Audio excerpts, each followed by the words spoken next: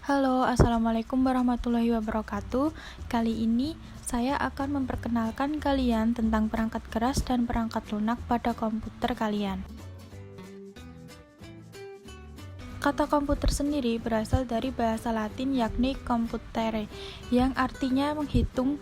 Jadi, definisi dari komputer adalah sekumpulan alat elektronik yang saling bekerja sama untuk dapat menerima data atau input, mengolah data atau proses, dan memberikan informasi berupa output yang terorganisasi di bawah kontrol program dan tersimpan dalam memori.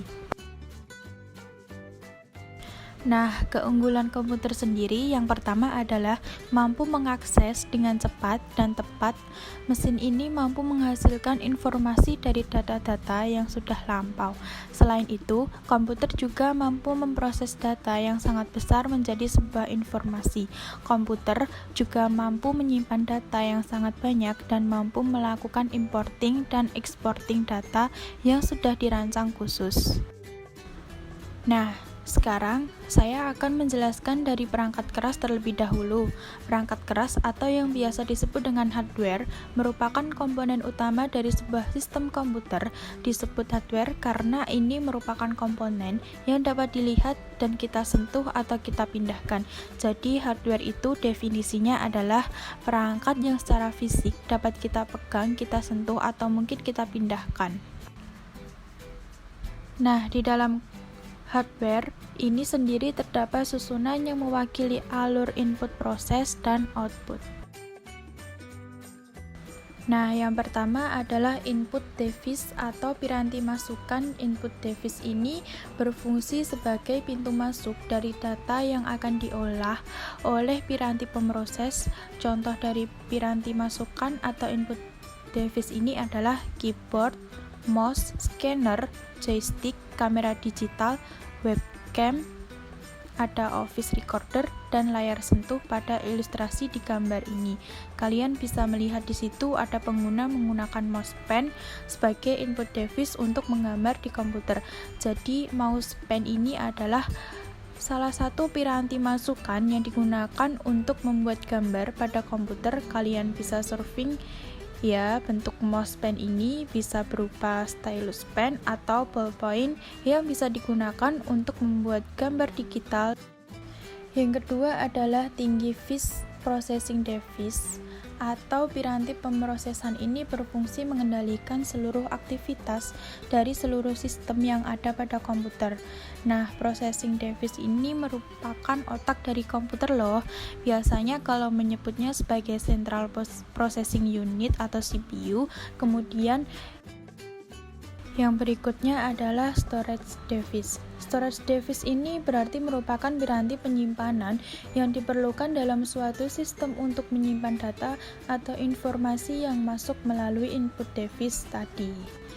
Nah, selain terdapat penyimpanan utama, juga terdapat penyimpanan pendukung yang digunakan untuk menyimpan data sebelum kita melakukan proses di komputer. Contohnya seperti flash disk, hard disk, dan DVD. Di situ kalian bisa lihat ya. Apakah kalian sudah pernah melihat yang namanya flash disk atau hard disk?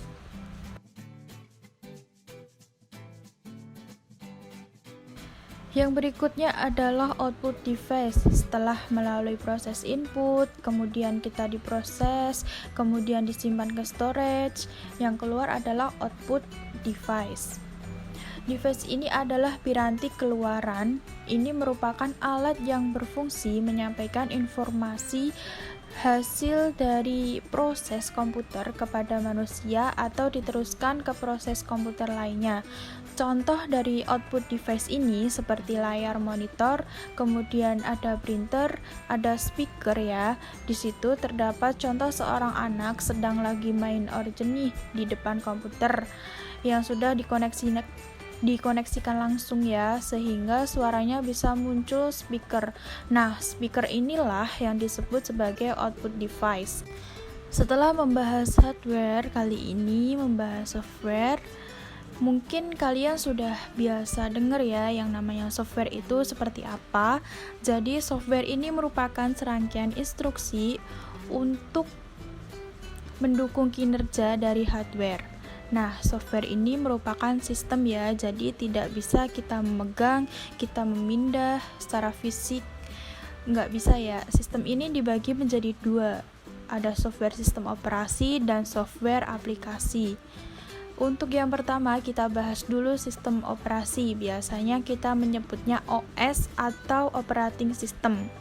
Sistem operasi ini memiliki fungsi sebagai manajemen sumber daya pada sebuah komputer, kemudian juga mengolah manajemen data, kemudian sebagai sarana komunikasi antara pengguna komputer dan pengguna itu sendiri.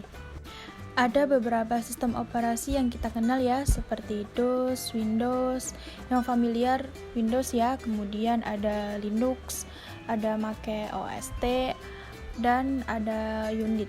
Kemudian software yang kedua adalah software aplikasi. Nah, kalau ini mungkin lebih familiar karena istilah aplikasi ini biasanya digunakan untuk software yang memanfaatkan kemampuan komputer langsung untuk melakukan suatu tugas yang diinginkan pengguna secara cepat. Beberapa contoh software aplikasi yang ada di komputer ini seperti Microsoft Office. Microsoft Office ini juga terdiri dari Microsoft Word, pada Microsoft Excel ada PowerPoint. Kemudian ada juga aplikasi Adobe ya, ada Photoshop, ada Reader. Kemudian aplikasi-aplikasi lain mungkin seperti search engine ya, seperti Opera, ada Google, Mozilla dan lain sebagainya.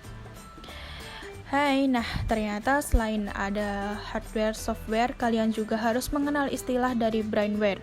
Brainware ini merupakan istilah untuk pengguna atau orang yang menggunakan komputer itu sendiri. Jadi kita ya manusia ini merupakan brainware ya.